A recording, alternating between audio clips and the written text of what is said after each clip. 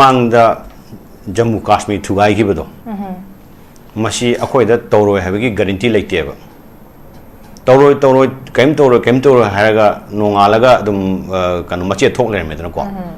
So my tona Akoi Sigi, Pochi, Moikisu, some agenda Magaloina and Shantana Togonina. Akoi Jahayang one fine day, Kano Machi Talermati.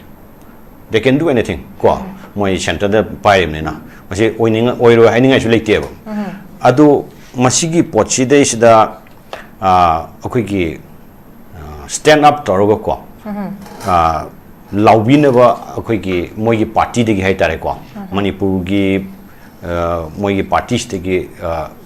late the Male. Later Male the Leragasu Wangang Kalagasu, maybe some kind of threatened Toroga Tamba minor Male. Mandi Lunamak Mise subdued or Tameva. Masigi purchased the Mayamna penetration. Oji Bimol MP Karakanda Mana Laura Kanda Makugi Manipuri MP Nesman Parliamental Laura Cole and Mayam Wawa Longer. South Gati Quigi Manipur didn't have Ash Nuina Yam Papa MP Makanotoric and Henjekatori of Quedaco. Although Machigi Sumaina Tobas is the only four corners of the Ganwas is the room de in Dr. Bunto, a quick Shumiamsico. Rest of the country, the Kanasu Kangdev, Masia Quay say the conflict to the IDP lay Koli Abject, and I'm Kangdev. Rabimola exposed over Adu they select few quick general level the Kangwali, Manipur, the Smaitona, conflict to Mapandegi, Quiggy, Mi Chanchalaga, I in Hibernate, and I in a Zoharabani, the home minister and Zoharabani, Mapande Chanchalaga, a quay says the Iran Torabani, a quick land horabani, Monis high credit. Aduna. Sigi Poche throughout India the Kangde Adubo Ozabimona Magi level legi Tobudusu percentage Yamna Kange Adu Degiji Tobe Poche Adeda Ujiki Lakcheningi Poina Moina Uji Sarkar Chamber and Hairi Sarkar Chiamaga Kashusu solution proponga Ujiki stays the qua. Other just a quickie later can Sarkar can Kadona, quickie Sien Taman, I don't Adeki, Adutonum, Kakiton, no, I know Mangare. Adunatana, Sheshida, IDP mem, the Halana Bagi, Adeki, quickie, Sheshida, Moi rehabilitation, Tongnabagi, Shigumbagi, Kano, the solution, the Yaude, my agenda. We use my Sarkar Chamber, Minister Weba, Chief Minister Weba, Adeki, quickie.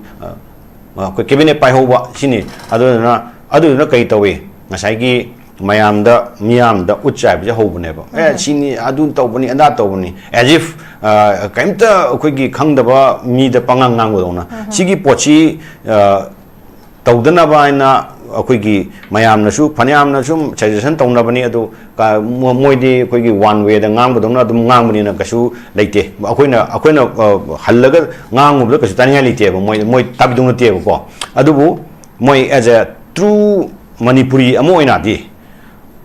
Manipuri Amoinem, Aquay Manipur, Siam, Shiba Machamasu, Aquigi, Ipaipu. Yamna Quigi, Mariva Punushiva, Gimachamasu, Ashing, Eoragadi, Shuma Pochi, sacrifice to Rogaco. Come on, I know in a jail that he Tara Tanga Kundanga, I don't care. No, Edith Hazelakera, the Kishibe Hazelakera, a Shimana,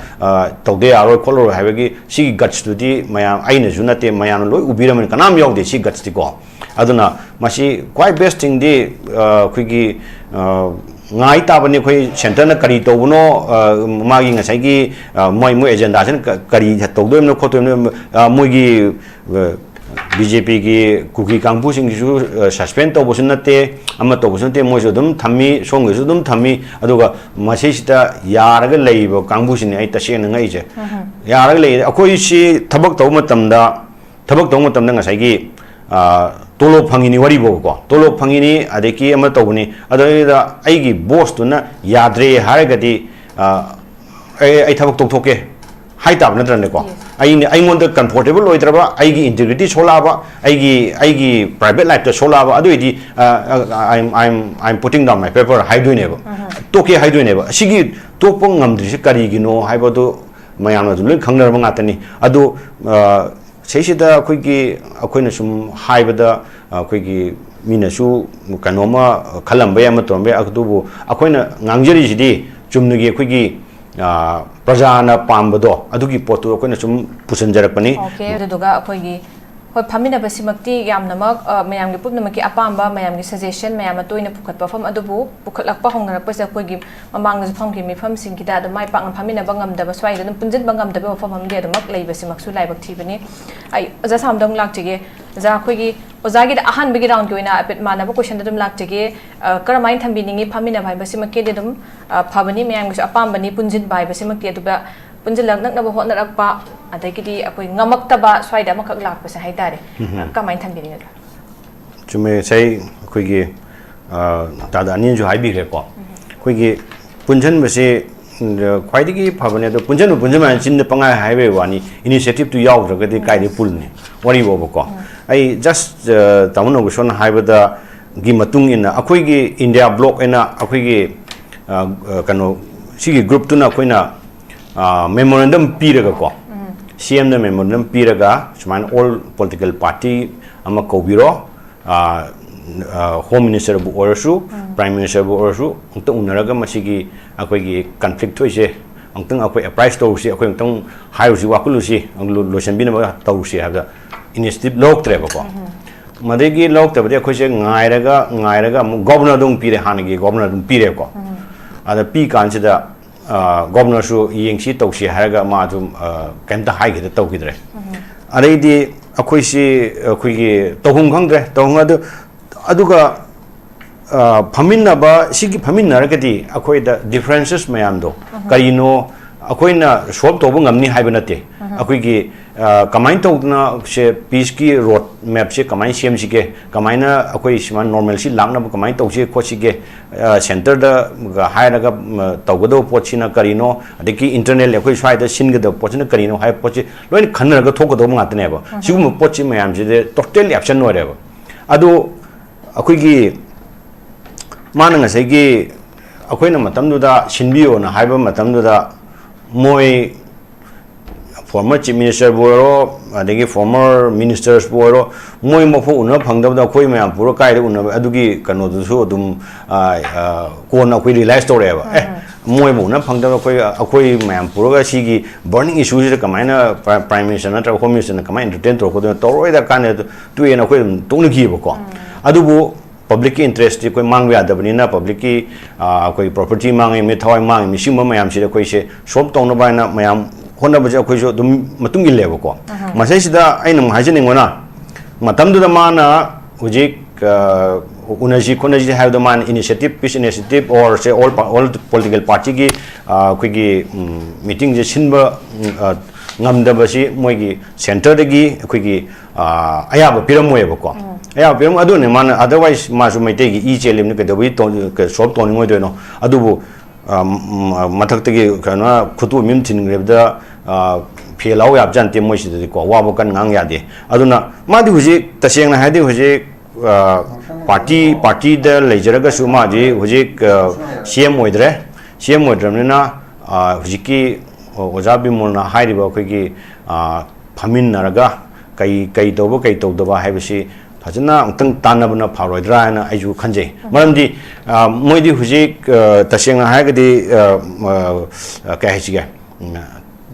party da yaujaraga su ma huji liability leitabane taseng haidi liability leitabnina nasai gi khoi gi Faminnarga si kana gumba toma chawba mana Kashmir de laga na Kerala de laga si da Faminnarga si khonmi jai te akoi isini no gumba ija isu mayam punap akoi gi group sigi man Faminnarga si na haibani masida idi yabam thopran khale aduga khoi gi kai haisige फजर यामना फजदब अखोगी general public ताबद को याम फजदब वा arrogant टोमना low hai tare ai gi personal opinion na te ko ai je khoi masen chum wari sab kho pa da arrogant oina ngang ba si kitang ngang haning de tamun no so chung sai hai gre ado kitang wa ngang ba da khoi gi leadership quality ai phana sounding ba le su horen thok khraga asai da thok machin thi gra di kha chik ra to to su noksan na ga kon na ga mayam da phajabi lon hai di phe se da akoi gi yam khoi gi immature ba khoi childish ba ko hai tare chigum pochi u phange ba masi yam phatta ba ni mi na atopa community na masi nokani hai di mapan dai na tra su ko khoi gi atopa community khoi manipur da le atopa community kang bu na ko as masi ba hana cm ore mi ni ko ga na moina ga hai ba je khoi tai ba ado khoi ju nuaite khoi countrymen amada mina da mai hai ba do khoi tab do nuaite ko adu khoi tab nuaite da man ka su adu difference ka su le ponte adu ga khoi gi sumaina loi gra matung sida haidi sumba mayam khoi gi piala matung se sida just like khoi political vendetta gi type ta khoi gi oja bimol da onjal laga ai tain phum ni tamni ko oja bimol on ai khoi ai oja bimol gi for does not against nte khoi di just khoi gi normal general public am oina haijabani ado political vendetta gi type ta hack ta gano ado maina haiba khotpa si tab do noite ba ado bimol oja bimol su hunar dile tumwa te na ma chung sai adum hai kani ngai asoi mayam do loina mi di documented oin thammaga phadana siamaga torebni aduga ngai gi former cm gi di hack ta khoi gi mayam da kitang sai ka emily kieba gi ntro to mo pulu do aranjing da ado ai da mi kitang pun bu da hai ba hai ba ko masu adu asoi mayam yaw bu phatte adu ma poto hai ning de to ning de hai be wani ado kari bu de hai ne ko na ado phajade hai be wani adai da achumba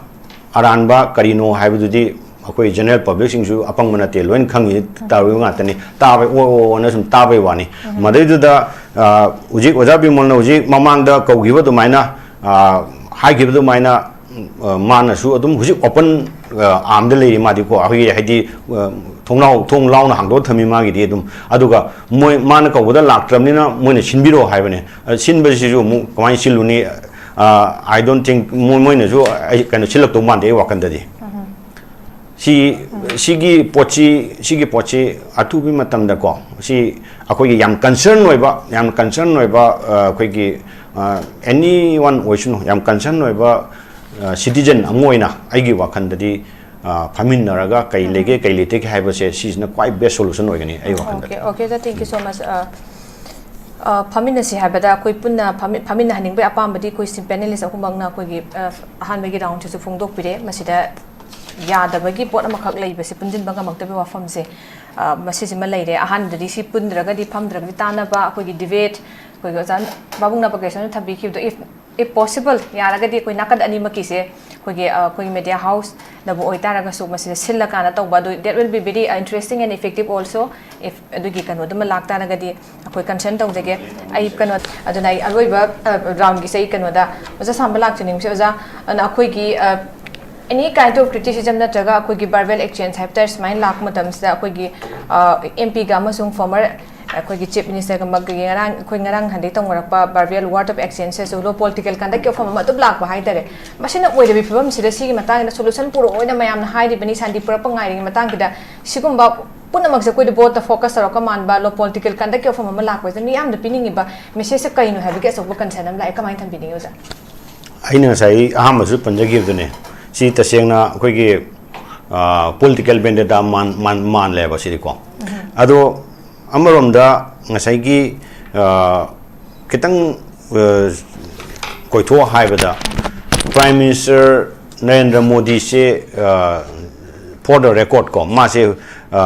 man hek prime minister de ngasi ba je press conference tawdri ba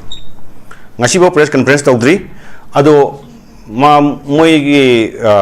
khoi gi ma gi cabinet minister kai kana tawbano wari mni adu ma masa di sumpi pi de maram di kai gino da mamang da mana Gujarat ki cm moi matam da khoi gi BBC nara kan NBC na kan lobo da ma se yam tinna madu da khoi gi ikai ban nang gi bam yaw gi mana madu dei ma je adum sumtok taw khidra bane ma press conference guji phause adu ga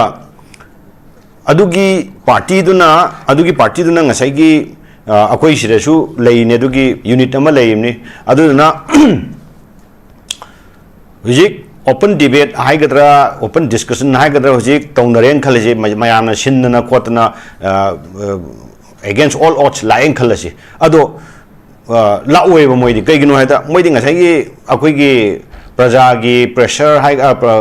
ngasai gi pressure hai tare praja gi pressure hai gadra masi koi gi ngasai tilted oi moirom da nando leramni na moidi ngang bada naki koi gi aina ngang isna chummabani ka haibe gi type tu ya pondre ji kandi ai leramni na karai da pung kya da ngang gi de kamai tau gi lo thiga ba arai bani sigi matang da su aina moina koi gi former chief minister ga deki koi gi oja bimol ga mabani koi gi haina bada former chief minister na haije koi gi ngasai tamo kanona so panbi gi bani koi gi bimol na mp karaga idp sing da mayum da halani haibaje sungai hai gi de na bimol masana su singdok kreba ai madu puthoro ai price pi gen hai ni madu gi ai gi video clip tu puthoro ai price pi gen hai ni bimol masana madu du da wrongly khui gi mayam da confused tong no ba khui gi divert tong no pot che khui gi city politics ni ko moin tong nei sibudi adu poto phatte habe wane ngasai gi opposition de leraga oja bimol ka do de no wari bo ko tawdoi di moina tawraga tawdoi ni adubu ngasai gi moina haita badagi shoi badagi adegi khoi gi mayam yaka yeng badagi loina muk shoi tharap ni mayam je yes center gi agenda am leina torai ni sigi poche ko ado moi sigi dai si khoi conflict se da moi involve to de or moi khangde ai badi shungya ya roi moi they are fully involved ko aduna ngasai gi akoi su amna phana khalame bjp ha ma dam phana khalame even atopa mina ga akoi times of india daga akoi comment mayam pine madai da atopa mina ga bjp hulakpa ga adeki even prime minister narendra modi ga sidharap ka akoi bau saur me ba then slowly moi majority leire kholen tor moi fanatic party gi type la ebo moi na tong to bi type bam lakre madudagi as masi yam berani moi party si kaino ne nai sai tom sum distance to jarak ni ko ado ngasai gi loisala pudang ngasai gi former chief minister na any khoi gi platform phang matam da akhoi gi kai yamna loose cannon gi type to ko bangang da ngang bodo basis yaw da ngang bodo madu ngang ning de aduga hayeng karigumba any CSO na ni khangde or media house na ni khangde or political party kambuna ni khangde silakpa debate ta aidi tasengna masi tawbuna phawrain khale tawro ke do no haba question number lakusi ai ko adubu mayangi mamangda akhoi gi phaminaraga sina te haba poto sigi mayam do loina mak phaminaraga de thok pa aphabu thokani phatabu thokani adu aphabu do lawsi haba ne khoi di madai da waste of time adu da yana adu da politicize to rogadi khangdre madu koina explain to bunga moroy ba adu ngasai gi hunari ba or ngasai gi kaniya jiga de kariya jiga khoi gi moi masen online da ngangnari ba sangnari ba mayam si masi gi pochi di yam thuna tokpana phani ai wakhan da di ko maram di mayam mamang da masi yam pungjau thille ai di yam immature oi ba pot amo kan mayam da sum uholle ba ada ama nang hai ni kan ma soi mayam num loi puthora ani ai smai to bune na hai ba mayam loi puthora ko matam da ngasai gi khumum lei di mi gidi ai sai amsu mamang su pan gi mi gidi documented oina phajana lei khabani aduga ai ngon personal attack tor pa ai ai gi junga thok na ba pot mayam lei ta bani adugi pot tu mi gidi ojabi mol gidi pa lei ne ba aduga mana nga sai gi magi nga sai mai failure hai gadra magi sarkar du ngamdadana collapse oidana nga sai gi sagon gi kare do kai chuli do range do ming pai kham ne ba ming pai kham ne ba aduna sesida mu akoi gi ai nong apa sadna akoi gi ai di aduni ai na sito mani ada to mani hade sidi pik khaba manipur ne sei district ꯑꯩꯈꯣꯏꯒꯤ UP ꯒꯤ district ꯑꯃꯅ ꯍꯦꯟꯅ ꯆꯥꯎꯕ state ꯅꯤ ꯁꯤꯗꯤ ꯂꯣꯏꯅꯃꯛ ꯀꯅꯥꯅ ꯂꯣꯏ ꯈꯪꯕ ꯃꯐꯝ ꯍꯨꯔꯥꯟꯕꯅ ꯀꯅꯥꯅꯣ ꯍꯨꯗꯕꯅ ꯀꯅꯥꯅꯣ ꯃꯁꯛ ꯐꯖꯕꯅ ꯀꯅꯥꯅꯣ ꯑꯊꯤꯕꯅ ꯂꯣꯏ ꯈꯪꯕ ꯃꯐꯝꯅꯦꯕ ꯁꯤꯗꯤ ꯌꯥꯝꯅ ꯑꯩꯈꯣꯏꯒꯤ ꯊꯥꯏꯅ ꯑꯩꯈꯣꯏꯅ ꯊꯕꯛ ꯇꯧꯕ ꯃꯇꯝꯗ ꯑꯩꯒꯤ ꯕꯣꯁꯇꯨꯅ ꯍꯥꯏ imphal akwegi urban ga rural ga odom nakna leina noi kamai to non hangeba aina akoi chiloi loi consider to bune adunani lam leina de adunani akoi gari chilli kholi ma amje aduni khoni ga na duma hai adu si marak sei sida aina oidaba ngang ke rudino loi heng nongala loi khang nong bong ngalo within half an hour loi no thi hangneba sigi pochi tawtabana phani maramdi mayam mamang da ko even akhoi gi mapan da leiba isung ni manaba singna as noi je kamai to no aham da ga ti mo akhoi do in chawrmeba akhoi na si tawi ha ada ina nang sigi party sina kai do khamra saffron akhoi gi hindu sever party sina kai do khamra hai si tawi then I will also give one slap ga na hare mo jo haidi wari do phajan lira kan da ko aduna sigi pochi mapan chu loina ubani khangman discussion bo ro amo bo ro kan Bangladesh tan yeng narim ni wari bo ko siuma pot mayam si khoi gi tohning de yamna khoi gi meso heningi sawning no ma tor su ujigi debate kumba kari kumba discussion kumba da open na Faminnarga ko tawna quite best we na ai hajake okay za yam no ngai jai phajana ozana thambi re akhoi gi sigi kanwa seda failure me amama lakpa amasung mayam sigi akoi punjin na ba gi hujik phawba akoi gi willingness amakak leitaba amasung center gi interference yam hena ka hena changba masigi pochma si akoi yem laibak chiba pot amakak lei hena panan draga swag area se myam matum ning makai ba form di pena da ba form di dumak lei khatang kanwa taw gadau male form thambi re aroi bagi se ai oza samda oza mamang da su second round gi da su khatang reflect taw bi khe oza aduna hujik lei bi pose karamba realistic outcome hai tare sigi khongthang se koi gi peace bo oiro natraga policy reform bo oiro koi rehabilitation gi bo oiro IDPs ke hai tare sigi matang ko yam kana ko issue ne bukhali se sida realistic outcome ma koina kamai ne expect to bu yai kai ma koi ji punna now coming back to topic punna Faminnarga koi se Faminnarga Khannasi heba pot se masidai sida sisi ozagi potasi oithok pataraga di kamai lakpa yan thambi ningi na aduga akoi gi leadership anima ke hai tare either leadership anima ki statement sida karamba moral courage na taga integrity se akoi ni masidai da reflect to wi na khali na trakanda more of political claim do ne hen incline to pura kamai thambi ningi za ai tawna shogi haiba to dai kanoma yam kiba ma thek khalle hujik se yang kiba ma khalle habe arthadi hujik akoi mamang da Jammu Kashmir thugai gi bado masi akoi da tawroi habe gi guarantee leite ba tawroi kem tawroi haraga nongalaga dum kanu mache thok le me ko sumai tawna akoi sigi pochi moi gi su some agenda ma ga loina na center na tawbani na akoi je hayeng one fine day kanu mache taler mati they can do anything ko moi center da pai me na masi oiro haininga su leite ba adu masigi pochi de sida akoi gi stand up toroga ko laubina ba akoi gi moi gi party de gi hai tare ko manipur gi moi gi party de gi leitaba male di leiraga su wangang khallaga su maybe some kind of koi threaten toroga thamba maina male mamdi loina mi je subdue to thamme ba masigi process da mayamna penetration oji ojabi mon MP karakanda mana laura kanda koi gi manipuri MP na mana parliamentary laure khole na mayam wa loi launa re ko south ga ti koi gi koi manipur de na as noina yam phaba MP ma kano tore kana henje ka tore ba koi da ko ado masigi sumaina tawba se only four corners of the ganwa is the room ma de ihin hen dokto bun to akoi issue me am se ko rest of the country the Kanasu खंगदेव मसी अखोई सेदा conflict थोई आदि IDP लई कोली हाबजे कनाम खंगदेव राबी मोल एक्सपोज तौग्रे अदुबु सेलेक्ट फ्यू खतने अखोई जनरल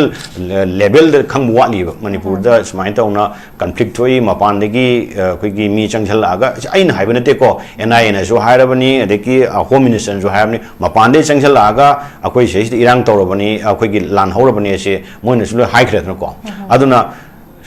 सिगी पोचे अखोई थ्रू आउट इंडिया द खंगदे अदुबो ओजा बिमोलना मागी लेवल दगी तौबदुसु परसेंटेज यामना खंगे अदुदगी जे तौबे पोचे अदैदा हुजिकी लाक्चनिंगी पॉइंट ना मोइना हुजे सरकार सेम्बा ना हाइरी सरकार सेमगा कैसुसु सोल्यूशन पुरपंग मोय हुजिकी स्टेज दे को अदो जस्ट अखोई लेरकान सरकार लेरकान कैदौनबनो अखोई सेन तानब नुंगाइदोंबा अदेकी अदु तौनब कैकी तौन नुंगाइनब मंगाइरे अदु नतना सेसिदा अखोई आईडीपी मयमदा हलन्नबगी अदेकी अखोई सेसिदा मोय रिहेबिलिटेशन तौनबगी सिगुंबगी कानोदि सोल्यूशन दि याउदे मोय एजेंडा दा हुजि मोय सरकार सेम्बा मिनिस्टर ओइबा चीफ मिनिस्टर ओइबा अदेकी अखोई कैबिनेट पाइहोबा सिनी अदुना कई तवे ngसाइगी मियामदा उच्चाइबजे होबनेबा सिनी अदु तौबनी अदा तौबनी एज इफ कैमता अखोइगी खंगदबा मीदा पंगांग ngangodona सिगी पोची तौदनबा आइना अखोइगी मयामनासु फन्यामनासु सजेशन तौनबनी अदु मोइदी अखोइगी वन वे दा ngangbदोना अदुम ngangbनीना कसु लेते अखोइना हल्लगा nganगुबदा कसु तानिया लेतेबा मोइ ताबिदुंग तेबा को अदुबु मोइ as a true manipuri amoinadi manipuri amoine अखोइ मणिपुर से याम नुसिबा मचा मसु अखोइगी इपाइपु कनो को यामना अखोइगी मरिबा पुनुसिबा गी मचा मसु असेंग इ ओरगदी सिगुम पोची सैक्रिफाइस तौरगा को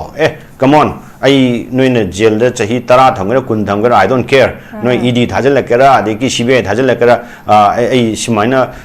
तौदे आरो खोलो हाइबगी सी गट्स दुदी मयाम आइने जुनते मयाम लोइ उबिरम कनाम यावदे सी गट्स दि को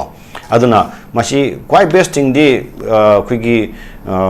ngai tabani khoi center na kari tawno magi ngasai moi agenda sen kari tawdom no khotom moi gi BJP gi kuki kangpu sing su suspend tawbosun nate amma tawbosun te moi dum thammi song su dum thammi aduga masai sita yaraga leibo kangpu sin ai ta sen ngai je yaraga lei akhoi si thabak taw matamda ngasai gi tolo phangini wari bo ko tolo phangini adeki ama tawni adada aigi boss tuna yadre haragadi ai thabak toktoke hai tab natran ko ai ngon the comfortable oidraba aigi integrity solaba aigi private life to solaba aduidi I'm putting down my paper haiduineba toke haiduineba sigi topong ngamdri se kari gino haibadu mayamna dun khangnar ba ngatani adu सेसिदा अखोइना सुम हाइबदा अखोइगी मिनसु कनोमा खलंबे अमा तोंबे अखदुबु अखोइना ngangjari चुमनगी अखोइगी प्रजाना पाम्बदो अदुगी पोतु अखोइना सुम पुसनजरपनी okay